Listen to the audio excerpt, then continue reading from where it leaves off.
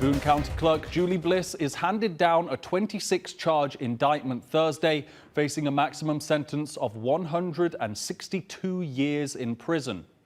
23 News reporter Jake Pearson travels to the Boone County Courthouse, where a bill of indictment claims Bliss allegedly took between $10,000 and $100,000 from Boone County.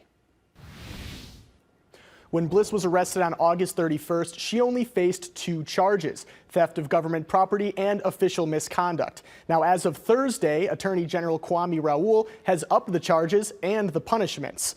Of the new 26 charges, Bliss faces multiple counts of theft of government property, 2 counts of knowingly obtaining unauthorized control of governmental property, 13 official misconduct charges, and more. She is also charged on multiple counts of wire fraud, using a Boone County credit card to pay for personal purchases like groceries, car tires, and attorney fees.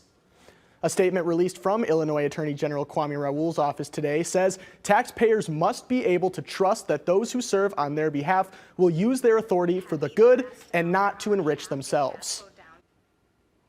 5 days after Bliss was charged in August, she took administrative leave from her position with Boone County. Her next appearance in court is October 18th.